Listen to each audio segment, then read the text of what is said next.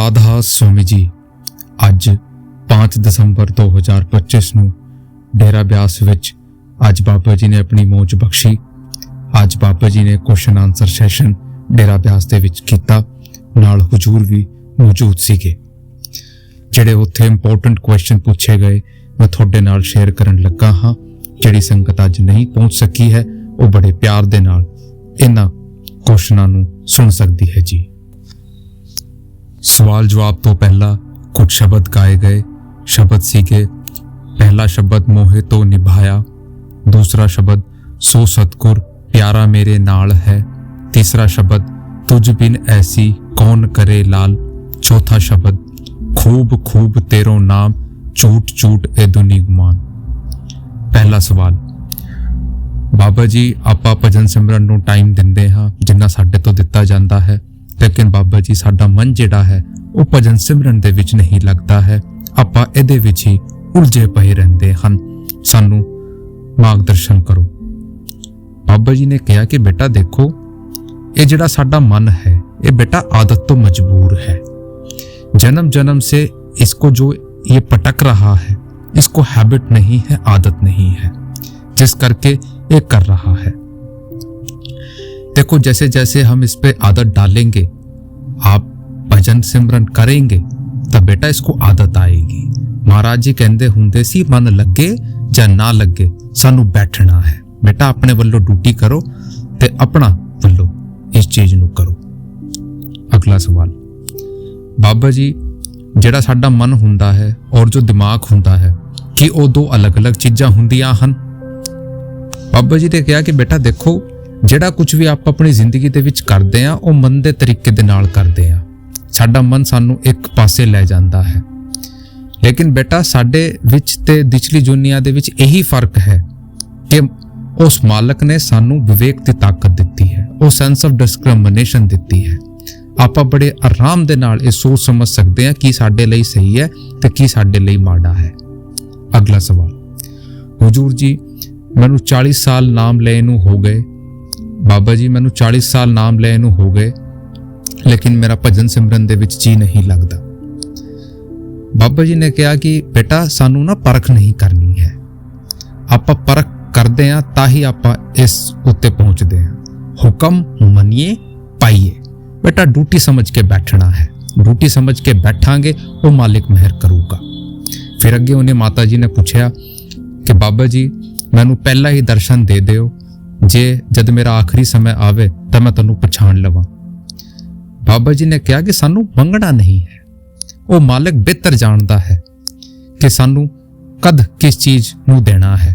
बिन मांगे मोती मिले, माने मांगे मिले ना कोई।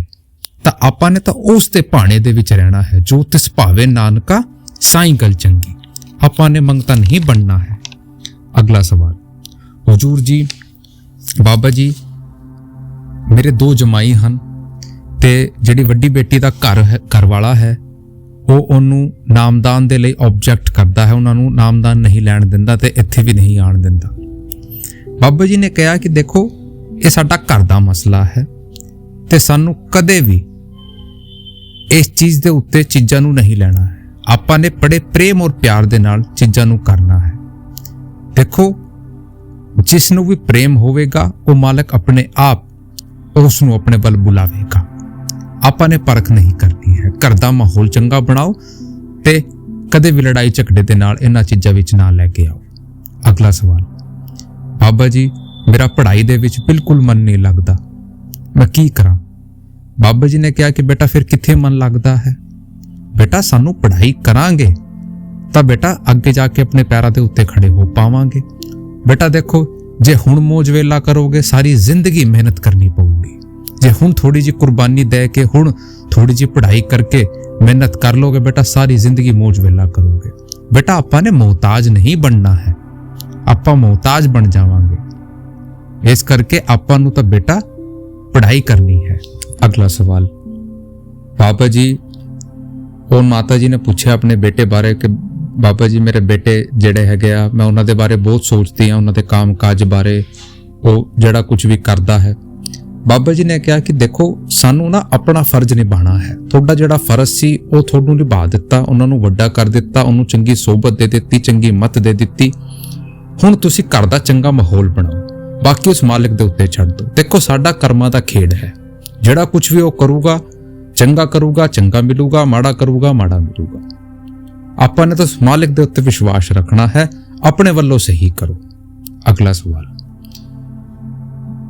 ਮੁੰਡੇ ਨੇ ਥੋੜਾ ਜਿਹਾ ਕਨਫਿਊਜ਼ ਹੋ ਗਿਆ। ਉਹਨਾਂ ਨੇ ਕਿਹਾ ਕਿ ਹੁਜੂਰ ਜੀ ਮੈਂ ਸਵੇਰੇ ਤੁਹਾਡੇ ਤੋਂ ਅਰਜ਼ੀ ਲਾਈ ਸੀ ਕਿ ਮੇਰੀ ਅੱਜ ਪਰਚੀ ਕੱਟ ਦੇਣਾ ਕੁਐਸਚਨ ਆਨਸਰ ਦੇ ਵਿੱਚ, ਤੇ ਬੋਲ ਬਾਬਾ ਜੀ ਨੂੰ ਰਿਹਾ ਸੀ, ਕਹਿ ਰਿਹਾ ਕਿ ਹੁਜੂਰ ਜੀ ਤੁਹਾਡਾ ਥੈਂਕਸ ਕਿ ਤੁਸੀਂ ਮੇਰੀ ਪਰਚੀ ਕੱਟ ਦਿੱਤੀ, thank you very much.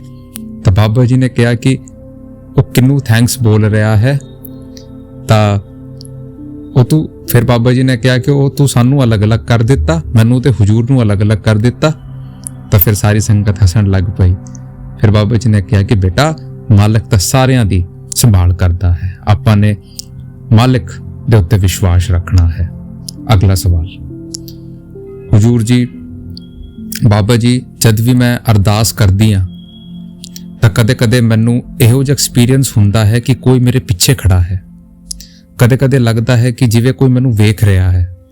Baba ji ਨੇ ਕਿਹਾ ਕਿ ਬੇਟਾ ਇਹ ਸਾਡੇ ਮਨ ਦੀ ਚਾਲ ਹੈ, ਬੇਟਾ ਸਾਨੂੰ ਇਹਦੇ ਵਿੱਚ ਧਿਆਨ ਨਹੀਂ ਦੇਣਾ ਹੈ। ਸਾਨੂੰ ਜਿਹੜਾ ਜੁਗਤੀ ਸਮਝਾਈ ਗਈ ਹੈ ਭਜਨ ਸਿਮਰਨ ਦੀ, ਉਸ ਨੂੰ ਬੜੇ ਪਿਆਰ ਦੇ ਨਾਲ ਕਰਦੇ ਹੋਏ, ਸ਼ਿੱਦਤ ਦੇ ਨਾਲ ਕਰਦੇ ਹੋਏ ਚੱਲੀਏ। ਜੇ ਸਾਨੂੰ ਕੋਈ ਲੱਗਦਾ ਵੀ ਹੈ ਸਾਨੂੰ ਵੇਖ ਰਿਹਾ ਤਾਂ ਬੇਟਾ ਦੇਖਣ ਦਿਓ, ਆਪਾਂ ਕੁਝ ਮਾੜਾ ਤਾਂ ਨਹੀਂ ਕਰ ਰਹੇ, ਆਪਾਂ ਤਾਂ ਭਜਨ ਸਿਮਰਨ ਕਰ ਰਹੇ ਹਾਂ, ਤਾਂ ਸਾਨੂੰ ਉਹਦੇ ਵੱਲ ਧਿਆਨ ਦੇਣਾ ਹੈ। ਇਹ ਮਨ ਸਾਨੂੰ ਕਦੇ-ਕਦੇ ਇਹਨਾਂ ਭਰਮਾਂ ਦੇ ਵਿੱਚ ਸਾਨੂੰ ਲਾਂਦਾ ਹੈ, ਜਿਸ ਕਰਕੇ ਆਪਾਂ ਉੱਠ ਜਾਈਏ, ਸਾਨੂੰ ਕਰਦੇ ਰਹਿਣਾ ਹੈ। ਅਗਲਾ ਸਵਾਲ, हुजूर जी मैं बहुत मेहनत करता हूँ, हार्ड वर्क करता हूँ, लेकिन मैनू कामयाबी नहीं मिलती, तो बाबा जी मैं की करा? बाबा जी ने कहा कि बेटा देखो सानू ना अपने वल्लों मेहनत करनी है, बाकी उस मालिक दे उत्ते छड़ देना है। वो मालिक बेहतर जानता है कि साडे वास्ते की चंगा है ते सानू किस वक्त केड़ी चीज देनी है। जब वो ठीक समझेगा सानू दे देगा। बेटा सानू मंगण दी लोड़ नहीं है, वो मालिक दे उत्ते विश्वास रखो, अपने वल्लों जिन्ना मेहनत हो सके उन्ना करो, बाकी वो मालिक साडे वास्ते करूगा। सानू तां बस ओदे हुक्म दे विच रहना है। जो तिस भावे नानका साईं गल चंगी। अगला सवाल, बाबा जी जे मालिक साडे अंदर है फिर भी कदे कदे क्यों लगता है कि वो है नहीं? बाबा जी ने कहा कि बेटा हुण साडा जिहड़ा ख्याल है ना वो भारमुखी होया बैठा है, आपां भार दी तरफ भजदे आ, तां करके सानू दिखाई नहीं दिंदा। बेटा बाहर तो शुरुआत होनी है, जिहड़ी ताकत है वो अंदर तो मिलूगी। जब आप अपने आप नूं उस मालिक दे वल जोड़ांगे, वो भजन सिमरन करांगे, फिर सानू वो सोची आवेगी कि वो मालिक साडे अंदर है। हाले तक तो आप बाहर भज रहे हैं, तां करके सानू वो मालिक दिखाई नहीं दिंदा। जे आप अपना ध्यान टिकावांगे, अंतर्मुखी होवांगे, फिर सानू वो मालिक की पहचान होवेगी। अगला सवाल, हुजूर जी मैं अपनी जिंदगी दे विच बहुत जल्दी हार जाती हूँ, बहुत जल्दी मैं डाउनग्रेड हो जाती हूँ। बाबा जी ने कहा कि बेटा आप क्यों इदा सोचते हैं, हुण थोड़ी उम्र ही की है। बेटा सानू तो उस मालिक दे उत्ते विश्वास रखना है, वो सानू हिम्मत देऊगा। अगला सवाल, हुजूर जी मैं सिंगल चाइल्ड हाँ ते मैं चाहुंदी हाँ कि मैं अपने पेरेंट्स की सेवा कर सकां। बाबा जी ने कहा कि बेटा डजंट मैटर एट ऑल। बेटा सानू नहीं देखना कि आप सिंगल चाइल्ड है या डबल चाइल्ड है, आपां तो सारे ने अपने माँ बाप की सेवा करनी है। माँ बाप बेटा मालिक के बाद माँ बाप ही है, तो सानू बेटा ये नहीं देखना, आपां ने तो जिन्ना साडे तो हो सके माँ बाप की सेवा करनी है। अगला सवाल, हुजूर जी जब मैं भजन ते बैठता हाँ तो मैनू दोनों बाबा जी ते हुजूर जी दोनों दिखाई देंदे हन, तो मैं की करा बाबा जी, मैं किदे वल ध्यान देवां? तो बाबा जी ने कहा कि बेटा एक पासे होना पऊगा, आपां दो कश्तियां दे विच पैर नहीं रख सकते। जिवें आपां शादी करदे आ तो सानू जे दो तीन कुड़ियां दिखाई देवे तो कि आपां सारियां दे नाल शादी करदे आ, एक पासे होना पऊगा। तो साडे सारी संगत हसन लग पई। अगला सवाल, हुजूर जी वो मुंडा फौरन तो आया सी, उन्होंने कहा हुजूर जी बाबा जी मैं बहुत दिनों तो डेरे दे नाल जुड़िया होया हन ते ਫਿਰ ਵੀ ਪਤਾ ਨਹੀਂ ਕਦੇ ਕਦੇ ਕਿਉਂ ਮੈਨੂੰ ਲੋ ਜਿਹਾ ਫੀਲ ਹੋ ਜਾਣਾ ਸ਼ੁਰੂ ਹੋ ਜਾਂਦਾ ਹੈ। ਮੇਰਾ ਜਿਹੜਾ ਵਿਸ਼ਵਾਸ ਹੈ ਉਹ ਕਦੇ ਕਦੇ ਡੋਲ ਜਾਂਦਾ ਹੈ। ਬਾਬਾ ਜੀ ਨੇ ਕਿਹਾ ਕਿ ਬੇਟਾ ਕੋਈ ਨਾ, ਦੇਖੋ ਬੇਟਾ 100% ਤਾਂ ਕੋਈ ਵੀ ਇੱਥੇ ਨਹੀਂ ਖੜਾ ਹੋ ਕੇ ਕਹਿ ਸਕਦਾ ਕਿ ਆਪਾਂ ਨੂੰ ਵਿਸ਼ਵਾਸ ਹੈ। ਬੇਟਾ ਮਨ ਦੀ ਚਾਲ ਹੁੰਦੀ ਹੈ, ਕਦੇ ਕਦੇ ਡੋਲ ਜਾਂਦਾ ਹੈ। ਬੇਟਾ ਪਰਮਾਤਮਾ ਦਾ ਤਾਂ ਰਸਤਾ ਹੀ ਇਹੋ ਜਿਹਾ ਹੈ ਕਿ ਵੱਡੇ ਵੱਡੇ ਇੱਥੇ ਡੋਲ ਜਾਂਦੇ ਹਨ। ਲੇਕਿਨ ਬੇਟਾ ਸਾਨੂੰ ਸਹੀ ਗਲਤ ਦੀ ਪਹਿਚਾਣ ਕਰਦੇ ਹੋਏ ਆਪਣੀ ਕਰਨੀ ਤੇ ਆਪਣੀ ਸੋਚੀ ਸਹੀ ਰੱਖਣੀ ਹੈ। ਆਪਣੇ ਵੱਲੋਂ ਮਿਹਨਤ ਕਰੋ, ਆਪਣੇ ਵੱਲੋਂ ਉਸ ਮਾਲਿਕ ਦੇ ਉੱਤੇ ਵਿਸ਼ਵਾਸ ਰੱਖੋ ਤੇ ਜੋ ਸਾਨੂੰ ਸਮਝਾਇਆ ਗਿਆ ਹੈ ਉਹ ਕਰੋ। ਹੌਲੇ ਹੌਲੇ ਸਾਰਾ ਕੁਝ ਹੋਵੇਗਾ। ਬਾਬਾ ਜੀ ਕਹਿੰਦੇ ਆ ਕਿ ਜਿਹੜਾ ਇਨਸਾਨੀ ਜਾਮਾ ਹੈ ਉਹ ਉੱਚਾ ਤੇ ਸੁੱਚਾ ਜਾਮਾ ਹੈ, ਲੇਕਿਨ ਫਿਰ ਵੀ ਇਨਸਾਨੀ ਜਾਮੇ ਦੇ ਵਿੱਚ ਨਿਚਲੀ ਜੂਨੀਆਂ ਤੋਂ ਵੱਧ ਕਿਉਂ ਸਹਿਣਾ ਪੈਂਦਾ ਹੈ? ਸਾਨੂੰ ਕਿਉਂ ਸਹਿਣਾ ਪੈਂਦਾ ਹੈ? ਤਾਂ ਬਾਬਾ ਜੀ ਨੇ ਕਿਹਾ ਕਿ ਬੇਟਾ ਸੱਚ ਵਿੱਚ ਬੇਟਾ ਆਪਾਂ ਨੂੰ ਤਾਂ ਸ਼ੁਕਰ ਕਰਨਾ ਚਾਹੀਦਾ ਹੈ। ਬੇਟਾ ਜੇ ਨਿਚਲੀ ਜੁਨੀਆਂ ਬਾਰੇ ਸੋਚੋਗੇ ਤਾਂ ਚਿੱਖਾਂ ਨਿਕਲ ਜਾਵਾਂਗੀ। ਤੁਸੀਂ ਦੇਖੋ ਉਹ ਤਾਂ ਵਿਚਾਰੇ ਬੋਲ ਵੀ ਨਹੀਂ ਸਕਦੇ, ਉਹਨਾਂ ਦੀ ਹਾਲਤ ਤਾਂ ਇੰਨੀ ਹੈ। ਬੇਟਾ ਸਾਨੂੰ ਮਾਲਕ ਨੇ ਜਾਮਾ ਦਿੱਤਾ ਹੈ, ਸਾਨੂੰ ਸ਼ੁਕਰ ਕਰਨਾ ਹੈ। ਮਾਲਕ ਨੇ ਉਹ ਸੋਚੀ ਸਮਝੀ ਦੀ ਤਾਕਤ ਦਿੱਤੀ ਹੈ। ਆਪਣਾ ਭਜਨ ਸਿਮਰਨ ਕਰੋ ਤੇ ਉਹਦੇ ਉੱਤੇ ਵਿਸ਼ਵਾਸ ਰੱਖੋ। ਅਗਲਾ ਸਵਾਲ, ਬਾਬਾ ਜੀ ਮੈਨੂੰ ਸੇਵਾ ਬਖਸ਼ ਦਿਓ ਤੇ ਹੋਰ ਕੁਝ ਵੀ ਉਹਨਾਂ ਨੇ ਮੰਗਿਆ। ਬਾਬਾ ਜੀ ਨੇ ਕਿਹਾ ਕਿ ਬੇਟਾ ਜੋ ਤਿਸ ਭਾਵੇ ਨਾਨਕਾ ਸਾਈਂ ਗੱਲ ਚੰਗੀ। ਆਪਾਂ ਨੇ ਬੇਟਾ ਮੰਗਣਾ ਨਹੀਂ ਹੈ, ਉਹ ਮਾਲਕ ਜੋ ਸਾਨੂੰ ਠੀਕ ਸਮਝੇਗਾ ਉਹ ਦੇਵੇਗਾ, ਮੰਗਣਾ ਨਹੀਂ। ਅਗਲਾ ਸਵਾਲ, ਇੱਕ ਮੈਡੀਕਲ ਦੀ ਸਟੂਡੈਂਟ ਨੇ ਸਵਾਲ ਪੁੱਛਿਆ ਕਿ ਬਾਬਾ ਜੀ ਮੈਂ ਮੈਡੀਕਲ ਦੀ ਪੜ੍ਹਾਈ ਕਰ ਰਹੀ ਹਾਂ, ਲੇਕਿਨ ਮੈਥੋਂ ਪੜ੍ਹਾਈ ਨਹੀਂ ਹੁੰਦੀ। ਮੈਂ ਕਈ ਵਾਰੀ ਫੇਲ ਵੀ ਹੋ ਚੁੱਕੀ ਹਾਂ, ਮੇਰੀ ਸਪਲੀ ਵੀ ਆ ਚੁੱਕੀ ਹੈ ਤੇ ਮੈਨੂੰ ਲੱਗਦਾ ਹੈ ਕਿ ਮੈਂ ਰੋਂਗ ਪ੍ਰੋਫੈਸ਼ਨ ਤੇ ਮੈਡੀਕਲ ਚੁਣ ਲਿਆ। ਬਾਬਾ ਜੀ ਨੇ ਕਿਹਾ ਕਿ ਬੇਟਾ ਇਹ ਤਾਂ ਚੂਜ਼ ਕਰਨ ਤੋਂ ਪਹਿਲਾਂ ਸੋਚਣਾ ਚਾਹੀਦਾ ਸੀ। ਬੇਟਾ ਮਿਹਨਤ ਕਰੋ, ਮਿਹਨਤ ਕਰੋਗੇ ਤਾਂ ਹੀ ਕੁਝ ਕਰ ਪਾਓਗੇ। ਤੇ ਬੇਟਾ ਸ਼ਾਦੀ ਦੇ ਵੱਲ ਇਹ ਨਾ ਕਰੀ ਕਿ ਆਪਾਂ ਨੇ ਰੋਂਗ ਚੂਜ਼ ਕਰ ਲਿੱਤਾ। ਤਾਂ ਸੰਗਤ ਉੱਥੇ ਹੱਸੀ। ਬਾਬਾ ਜੀ ਨੇ ਕਿਹਾ ਕਿ ਬੇਟਾ ਮਿਹਨਤ ਕਰੋ, ਮਿਹਨਤ ਦੇ ਨਾਲ ਹੋਵੇਗਾ, ਪੜ੍ਹਾਈ ਕਰੋਗੇ ਤਾਂ ਹੀ ਤਾਂ ਕੁਝ ਬਣ ਪਾਓਗੇ। ਫਿਰ ਉਸੇ ਕੁੜੀ ਨੇ ਅੱਗੇ ਐਕਸਟੈਂਡ ਕੀਤਾ ਕਿ ਬਾਬਾ ਜੀ ਕੀ ਮੈਂ ਇੱਕ ਚੰਗੀ ਡਾਕਟਰ ਬਣ ਸਕਾਂਗੀ, ਜਿਹੜੇ ਮਰੀਜ਼ ਹੁੰਦੇ ਆ ਉਹਨਾਂ ਨੂੰ ਠੀਕ ਕਰ ਸਕਾਂਗੀ।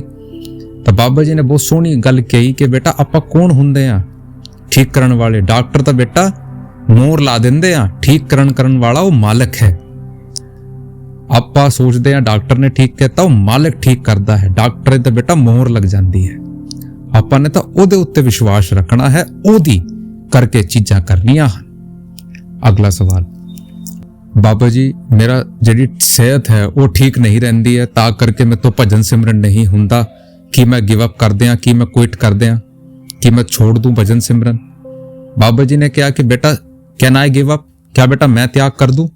ਤਾਂ ਉਹ ਮੁੰਡਾ ਥੋੜਾ ਜਿਹਾ ਘਬਰਾ ਗਿਆ ਕਿ ਨਹੀਂ ਬਾਬਾ ਜੀ ਤੁਸੀਂ ਤਿਆਗ ਨਾ ਕਰਨਾ, ਮੈਂ ਟਰਾਈ ਕਰੂੰਗਾ, ਮੈਂ ਮਿਹਨਤ ਕਰੂੰਗਾ। ਤਾਂ ਫਿਰ ਬਾਬਾ ਜੀ ਨੇ ਕਿਹਾ ਕਿ ਠੀਕ ਹੈ, ਫਿਰ ਬੇਟਾ ਭਜਨ ਸਿਮਰਨ ਕਰੋ, ਜਿਹੜਾ ਤੁਹਾਨੂੰ ਦਿੱਤਾ ਗਿਆ ਹੈ ਉਹ ਕਰਨ ਦੀ ਲੋੜ ਹੈ, ਉਹਦੇ ਉੱਤੇ ਵਿਸ਼ਵਾਸ ਰੱਖੋ, ਉਹ ਸਾਰਾ ਕੁਝ ਕਰੂਗਾ। ਤਾਂ ਇਹ ਸੀਗੇ ਕੁਝ ਕੁਐਸਚਨ ਆਨਸਰ ਜਿਹੜੇ ਕਿ ਇੰਪੋਰਟੈਂਟ ਉੱਥੇ ਪੁੱਛੇ ਗਏ ਤੇ ਆਪ ਜੀ ਇਹਨਾਂ ਤੋਂ ਪ੍ਰੇਰਣਾ ਲੈ ਸਕਦੇ हैं जी। राधा स्वामी जी। तू ही ओ है मैं नहीं वे सजना, तू ही ओ है मैं नहीं, तू ही ओ है मैं नहीं वे सजना, तू ही ओ है मैं नहीं।